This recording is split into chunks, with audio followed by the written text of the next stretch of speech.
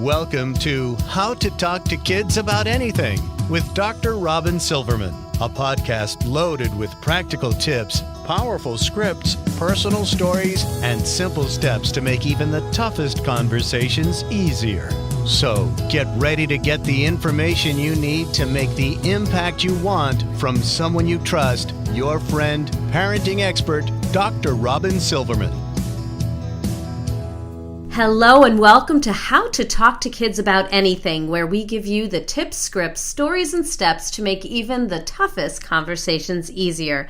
I'm so thrilled to be your host, Dr. Robyn Silverman, child and teen development specialist, author and speaker, and most importantly, parent of two terrific kids who give me the opportunity to love, learn, and grow every single day, whether I want to or not. Believe me, I get it. It's not always easy, but we are in this together, and thankfully, we have some great people to call on when we are in need.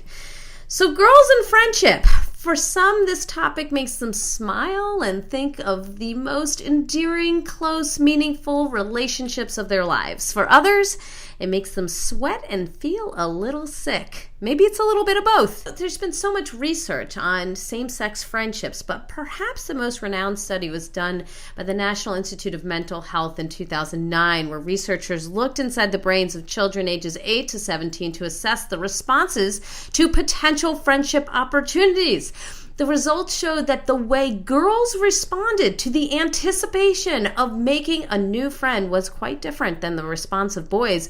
In particular, various areas of girls' brains lit up, the ones associated with reward and hormone secretion and social learning and subjective feelings. They lit up like crazy. And that was for the prospect of a new friendship. For boys, virtually no activity. Some had decreased activity. Friendships are clearly very important to girls. Now, that doesn't always make them easy. When we really care about something or someone, we can get very invested, we can reap joy, but we can also feel pain. And one of the things we continually hear about when it comes to girls and friendships is the drama that can come along with them. And that's why we have one of my good friends, Annie Fox, on the show today. Now, Annie Fox is an award-winning writer, app developer, and educator. She focuses on social emotional learning and character development. Annie aims to teach kids to be good people because we need more good people. We are all villagers, so it's up to us. Some of her books include Teaching Kids to Be Good People, Too Stressed to Think, the Middle School Confidential Book Series, an app series, and the Raymond and Sheila picture book series. Annie's latest book, the Girls Q&A book on friendship, offers 8 to 12-year-old girls and their parents and teachers 50 ways to fix a friendship without the drama. And that topic, talking about girls and friendship, is what lands her on our show today, and we couldn't be more excited. Thank you so much, Annie, for joining us on How to Talk to Kids About Anything. I am delighted to be with you today, Robyn. Thanks so much for inviting me. Thank you. So before we get into the meat of the matter, for those people who haven't heard you speak or read your books, maybe they haven't experienced your apps, would you just take a moment to tell us what got you up in the morning and what got you so interested in exploring the issue of girls and friendship?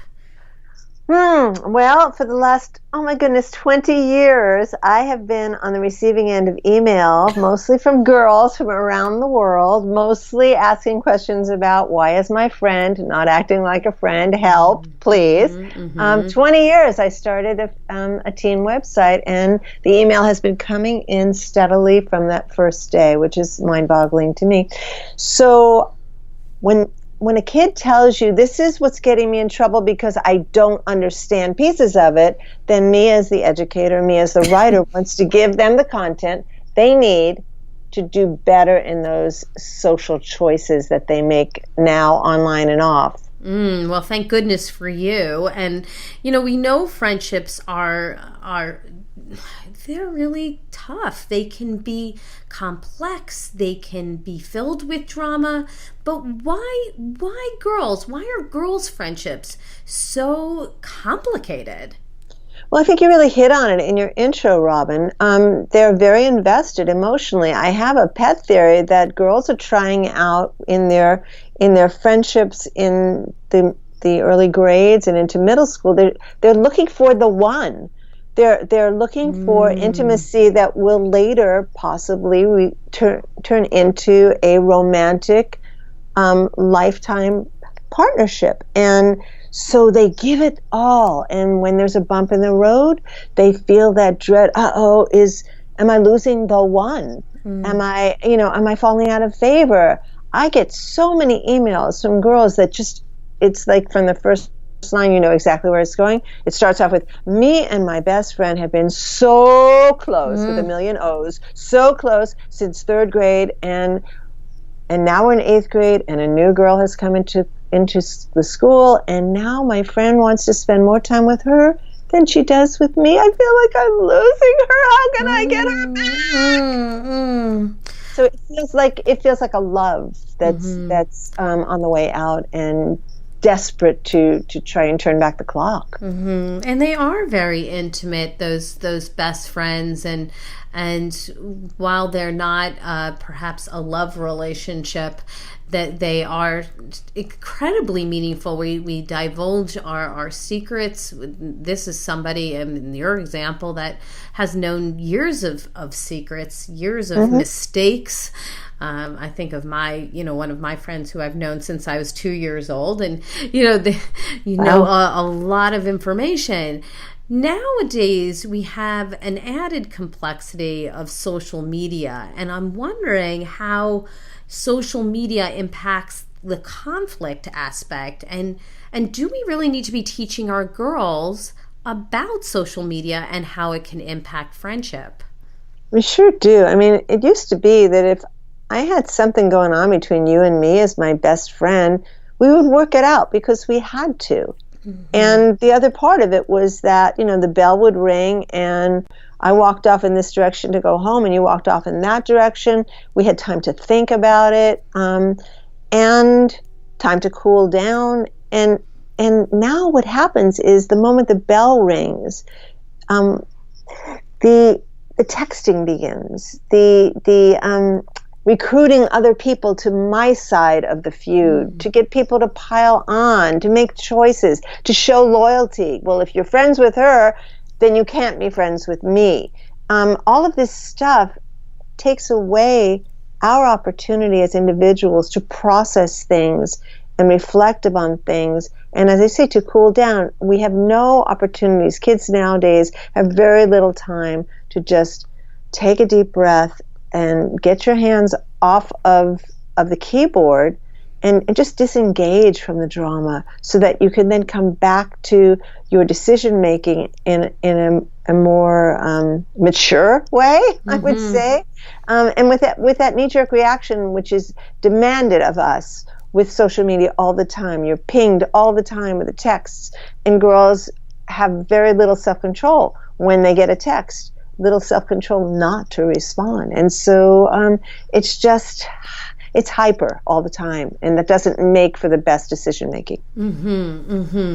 So how can parents and teachers help girls to deal with the inevitable shifting of the best friend alliances that we see so much of? It's this one's my best friend, now this one's my best friend, now she's friends with this one. How can parents and teachers deal with that? I think it's a really important question because I don't think we've been doing a very good job. And it's not so much as social media has caused problems. I think social media has just taken away opportunities to solve problems more effectively.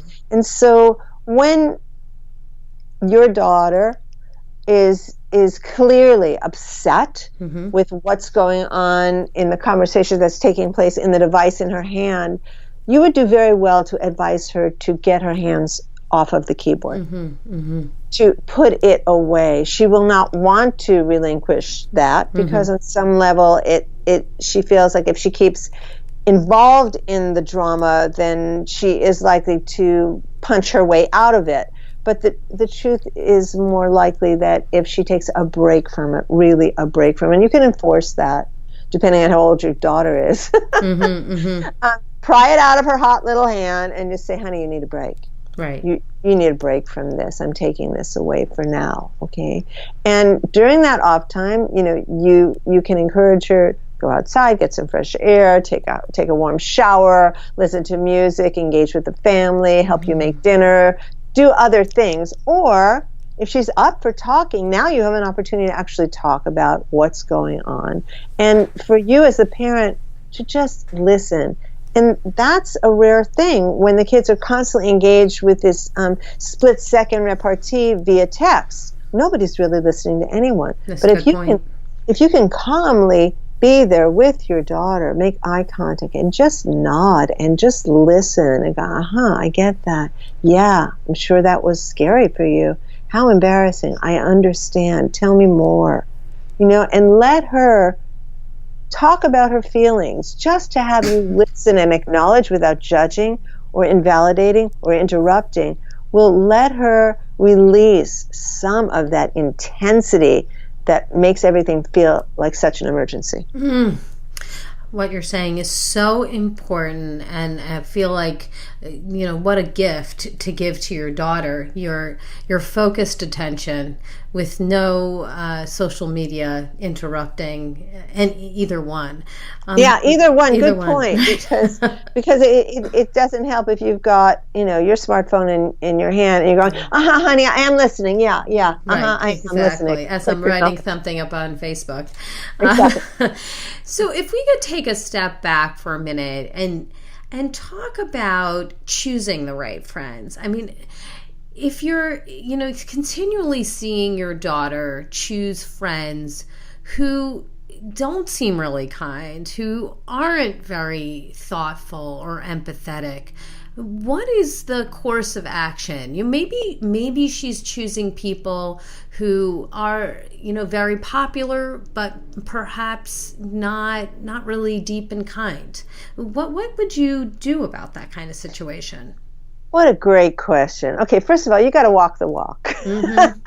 And that's on two levels. It's in the family and in your own friendship choices. So if you prioritize your daughter becoming a person who is empathetic, compassionate, a good friend, then you need to show her by your example that you treat her and all the people in your life with that kind of compassion, empathy, and respect. That's really important. Mm-hmm. And that when there is a conflict in your adult relationships, that you deal with it respectfully and assertively versus aggressively. These are all good friendship skills that we as women can model for our daughters. When it comes to, I don't like that girl that you're friends with, we have to go back to what we said at the beginning, how important and emotionally invested our daughters are in their friendships. If you start attacking my BFF, Mom, I will, in fact, choose her over you, at least in this argument. I will get very defensive, and I will not be listening to you at all. And so my advice, if you are seeing behavior in a friend of your daughter's and behavior in your daughter that doesn't feel good when she's with this girl, I think the best way to do it is to, obviously not when the other girl is there, when you have some quiet, unplugged time with your daughter, you might say to her, honey, I've observed that when you're with Emma, the language she uses makes me uncomfortable. The tone of voice she uses when you have an idea and she doesn't like it makes me uncomfortable. And I'm wondering, sweetheart, what is it like for you to be Emma's friend? And then you just close your mouth and you listen. So you've made an observation from your perspective. And then you invite her into the conversation with an open-ended question. What is it like for you to be Emma's friend? And I think if you've done that in a safe way, it's not an attack on Emma. It's not a trick question. Your daughter may reveal that, sometimes she's kind of annoying. And sometimes I don't feel all that comfortable being with Emma. Sometimes she puts me down. And at this point, you don't go, aha, I knew it. You just go, And you might say, well, what percentage of the time are you really enjoying your friendship with Emma? On a scale of 1% to 100. And she might say, these days, Mom, maybe 25%. You go, okay. And then you might just say, well, sweetheart, I think you deserve to be with a friend who treats you with respect 100% of the time. And that could be the end of the conversation. You've planted some seeds. Right. She's going to be thinking about that later on. Instead of defending her best friend, she's going to be thinking about it in a different way because of the way you've handled it. And it's her thinking about it. Right. You never succeed if you turn this into I forbid you to see. I mean, that's like the Romeo and Juliet syndrome. Right. I mean, it's like you just don't do that. Right. So I'd say make an observation and try to elicit a thoughtful response from your daughter in a neutral way. So how do we teach our girls to be good friends? We've talked a lot about how they are, dealing with a friend in particular, but what kind of tools do we give them so that they are good friends to others? I think the best tool you can give, Robyn, is to make it really clear to your daughter that she needs to be her own best friend first. And what I mean by that is that she has to have a very high standard of her own behavior. And that is the behavior that goes out from her, as well as a high standard of the behavior that she's willing to accept from other people. Often when you talk to girls, and I put them in a role of, if this, I do these workshops with the Girl Scouts and at schools, and I bring a slideshow, and often I bring anonymous emails up and put them up on the screen and say, okay, well, here's someone who's having some friendship problems. If this girl who wrote to me was your friend, what advice would you give her about this situation? And they're great about they're so smart. The girl, their relationship intelligence in that part of their brain for girls it's awesome. So they'll tell you all this advice, and I say, wow, that's really cool. So then I say to them, good advice. So why do you think the girl who wrote the email couldn't think of one of those 15 ideas you just came up with? Oh, Annie, well, that's because she's in the middle of it. I said, and what happens when you're in the middle of it? Well, we can't think straight. Okay. So what they've just said to you is that when I'm so intensely involved in a friendship and the risk of losing that friendship is right here in my lap, I get so freaked out I can't think straight. And then, so what is the skill set here? The skill set is to recognize when I am freaking out so that I can calm down, because only then will I be able to problem solve what to do next. Oh, that's beautiful.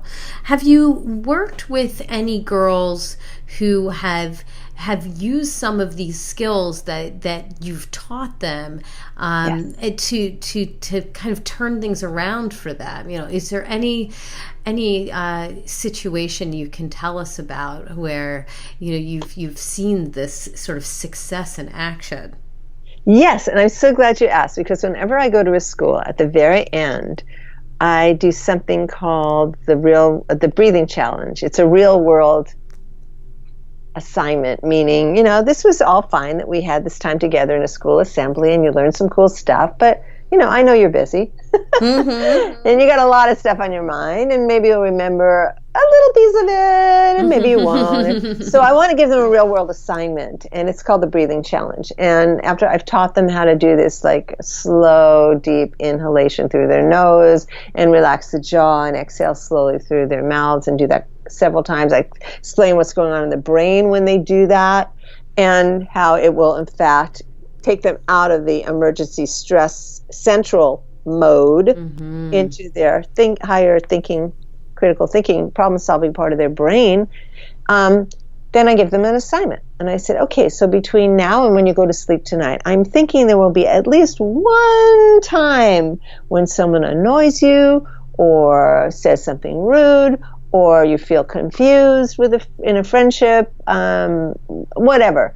And at that moment, I am challenging you to stop and take a slow, deep breath, or 4 or 5 or 15, as many as it takes, and then make your decision about your next best move.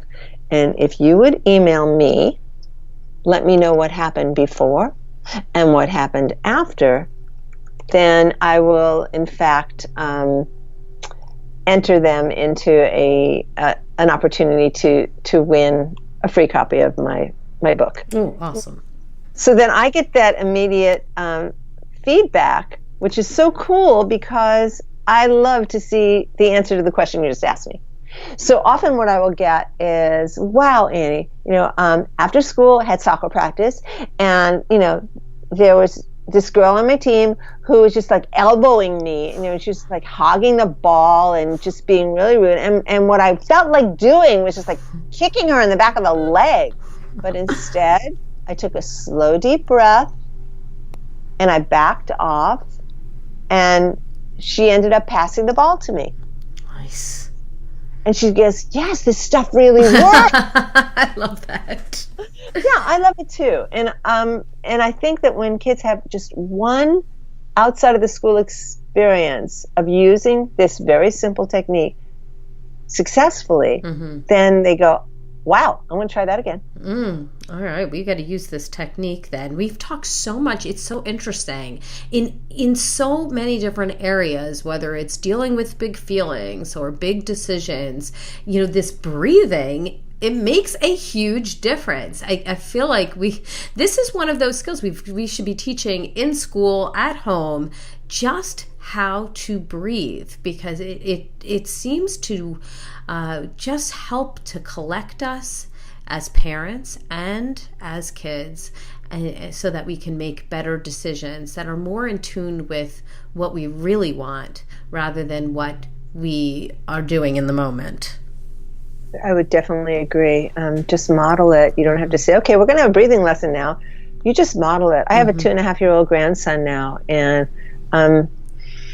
when he gets, in a snit about something, I just put my hands out in front of me and show my hands go up when I inhale and down when I exhale, and he models it, and Yeah, it makes such a huge difference.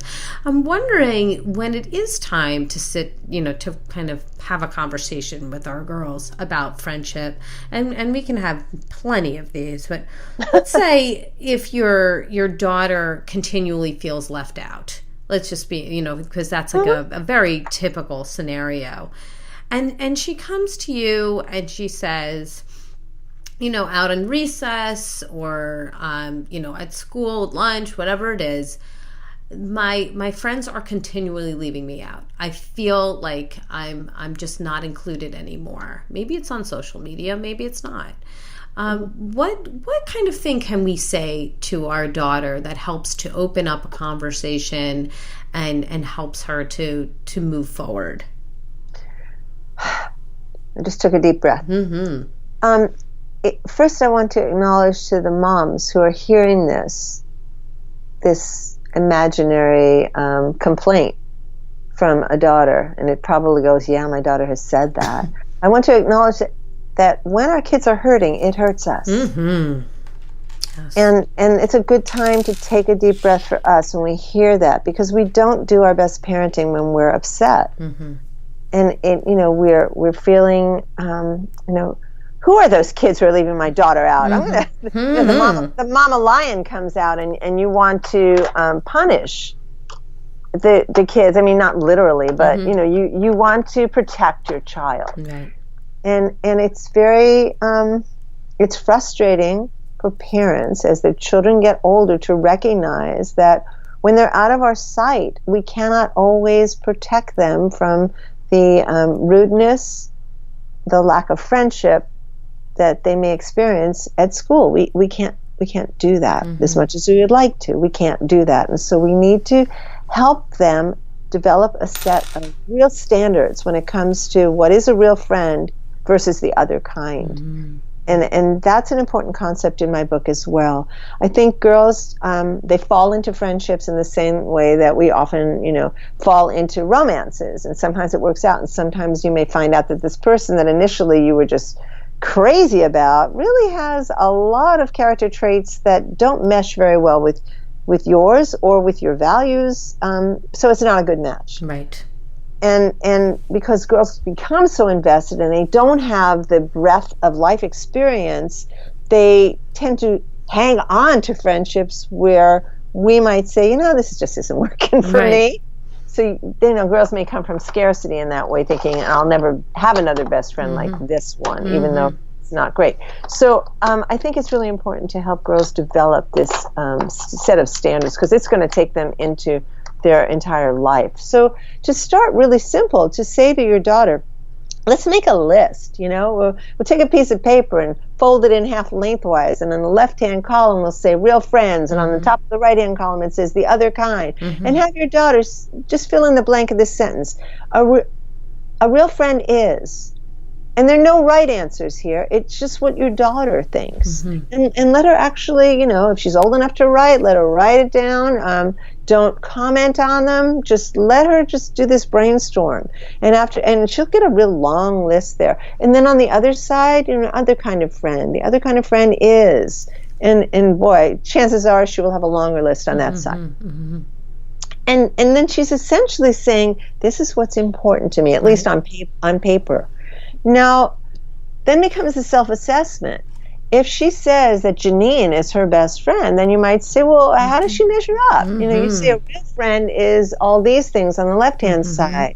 How would you rate? Check off all the things that you think Janine is for you, and make it really safe. It's kind of a dispassionate way of looking at friendship, which is rare for girls. And when they have this opportunity to kind of analyze this on this level, to go, wow, I've been saying this and this and this is important, but this person I'm calling my BFF doesn't demonstrate any of that stuff. Right. Yes, when I'm presenting on this topic, I ask girls to come up with their, top 3 characteristics that define a friend. And you know what? It's very hard for them to argue against themselves. And that is just the truth, right? I mean, once they say it, it is the truth. And so I value the exercise that you're talking about. I think it helps to see, how am I defining friendship, what a friend is, how am I defining what a friend is not. And then when you're putting your top people in there, maybe it's Janine, and maybe it's somebody who's a new friend that maybe hasn't gotten the status in your life that maybe she should, because she's showing all the qualities that you really do want. And now this is such a way to be able to see it. So if you're, I think it's great too. And if your daughter is feeling like, I don't have any friends, I'm feeling left out, which is what you started with, then this can become her shopping list. She is looking for people who meet her standards. Now, the other part of this, Robyn, I think it's really important, and it's rarely included in any conversation. Friendship's a two-way street. So if you're saying, this is what I expect of the people that I call my friends, what can other people expect of you in a friendship? How do you rate yourself on these characteristics? Right. Are you dependable? Are you kind when push comes to shove, when somebody's gossiping or whatever? Yeah. It's a very good point. And again, that goes back to, how can we teach our daughters to be good friends? What are those tools? And there's one more thing, because realistically, nobody is 100% all of those positive qualities all the time. Right. So you don't have to go into emergency mode if your friend is having a bad day. What you owe to her and to yourself and to the friendship is to find out what's going on. If she is no longer being kind or respectful, if something has shifted. And that's where girls get stuck. Because it starts off, it's the honeymoon. And then you kind of get habituated into this friendship, and you hang out together all the time in school and on weekends, and things start, there's slippage. And sometimes we don't want to pay attention to it because it's so scary to think that you might be losing the one. But instead, I think the way you can be your own best friend is to just take a look at it and say, this in the same way that as a mom, you made the observation, as a friend, you can say, this is what I'm seeing. I've noticed for the last 2 days at lunch, you've been pretending you're saving a seat for someone else when I know you're really not. Right.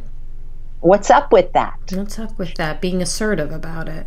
Yeah, rather than getting all propitiative and saying, "Are you still my friend?" Mm-hmm. Right. That's not very productive. It isn't. And then if that kind of thing, that kind of begging doormat kind of statement will probably elicit a lie from your friend. Of course I am. Mm-hmm. What makes you think not? What's wrong with you? Of course I'm your friend. And then they get defensive because you've attacked them kind of in a... But just like, what's up with that? Right. Yeah. I can imagine that some parents can feel that their daughter is almost pigeonholed. They're at school, they're with these people, they've been with these people for who knows how many years now. And the daughter is saying, but if I am not friends with this person who is 25% of the things I'm looking for, who could I possibly be friends with? Kind of the feeling like everybody else is either taken or not interesting to me, or, this is my friendship group. It's not like you could just walk in one day and join a different one. It's not as easy as that. And we need to know that it's not as easy as that. So what is your advice for parents who are hearing that and for kids who are saying those kinds of things? It's particularly difficult if it's a small school. Yes. And there are only 8 other girls in my grade. Yeah, I've heard all this stuff, and it's valid for sure. Valid, sure. So then my response is look for opportunities outside of school, right, where your daughter can meet different populations of kids, and those may be driven by interest. Park and Rec department class, summer opportunities, sports, drama, whatever it is that your daughter loves. Let her interests lead and get to an out-of-school population. And in that way, the first thing she will have in common with everybody in that other group will be the interest that brought them to whatever class or activity they've signed up for. But the other part of it is that if she's now doubting whether she has what it takes to be a good friend, she will make friends outside of school, and those doubts will go away. She will say, well, I don't have to ask myself, nobody likes me, maybe nobody likes me, because people do like me. They come to mind all the time. That wonderful girl in my art class on Tuesdays, and I love being with her. And then you as a parent can help facilitate those out-of-school meetups. I love that. I could call that diversifying your friendship circles, because we can often get pigeonholed into one particular friendship circle, and it is important to look outside of the school. You may find your very best friends of your life out there. I mean, after all, it's based on something besides you just happen to be in the same class.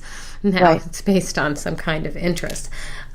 So really, yes, really important. And I bet you that when you're with the girls in their Girl Scout class groups, that they've probably met some people right there within their group that maybe they hadn't really known very much, even if they were in the same school.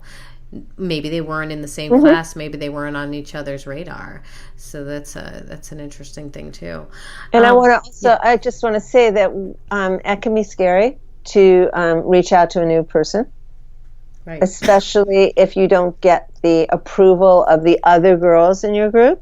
You want to be friends with her. We don't even know her. Ooh, look at the way she dresses. I mean, And so another great opportunity to take a slow, deep breath is when you're feeling that approval may be withdrawn from you, but it's the right thing to do. Sometimes takes the guts, and a slow, deep breath will make you braver. A strong girl. Yeah, that is tough. And as a parent, understanding that your child is being criticized for a choice that you believe is a good choice can be very challenging. That mama bear comes out again. Yeah. Yeah. Yeah. So this is top tip time. Okay. Okay, what is the single most important thing that you wish parents knew about girls and friendship, or what would you hope parents got from this podcast that they can deliver to their girls? For moms, I would say your daughter is not you. And so if you were super popular and she is not, or vice versa, this is a different time and she is not you. The most helpful you can be to her is really as a sounding board. And if there are stories from your childhood, from when you were her age, that are helpful only because you learned something positive and you moved on, then please share those with your daughter. Such an important idea, especially the mistakes we've made and how we came out okay, even though we made those friendship mistakes. I know I made many. What about the resource of the week? Where can people go to get more information about you, your apps, your books, all the amazing things that you've developed? Oh, well, thank you for that, Robyn. AnnieFox.com probably is the repository for just about everything I do. So, and it's an easy thing to remember. So, yeah, AnnieFox.com. My podcast is there. My blog. You can connect with me on Twitter from there. My Facebook, and my books, of course. Yes, and if you want Annie's book that has to do with friendship, that is a great book to get, and you can get that right through her website. That's one of those books I feel like that people could read as a parent, and you can also have your daughter read it, and then you can even read it together. Is that right? Yeah, absolutely. And I also, when I hand it to the girls as kind of their free gift in my workshops, I encourage them to read it with their friends. Oh, so nice. Because it's Q&A. There's, 50 Ways to Fix a Friendship is really based on 50 questions girls have asked me about friendship challenges, and I think it's great for girls to be able to sit there and really think about these things in a safe way with the book in front of them. Oh, that's great, and they can blame it on the book. Right? I didn't come up with this question, but of course they're waiting with bated breath. So that is awesome. Well, Annie, thank you so much for joining us today and talking to us about girls and friendship. I feel like your tips are so hands-on. They're so helpful. I do really like writing out your definition of friendship and what qualities you're looking for in a friend. I think that's very helpful, and I bet you a lot of listeners will do that with their girls at some point in the next coming weeks. So thank you so much for coming on the show. Thanks for giving me the opportunity, Robyn. Of course. Well, I've got my takeaways, and sweet friends, I know you have yours. Let's discuss them. Come up on Facebook at facebook.com/Dr. Robyn Silverman, or let's chat about it at drrobynsilverman.com or twitter.com/Dr. Robyn. Oh, and if you love this podcast like I did, would you just kindly go up onto iTunes, rate and review it so that other people can learn about Annie Fox, all her amazing friendship tools, and this podcast. I think it would be so appreciated and really helpful to a lot of people. So that's all the time we have for today. Thank you so much for tuning in to How to Talk to Kids About Anything. For more information on books, articles, speaking engagements, or curriculum, please visit drrobynsilverman.com. I look forward to weathering the storms and enjoying the sunny side of life together. And please remember, even when it seems like nothing is going right, we all have those days. You've got this. You're here. You're getting the information you need.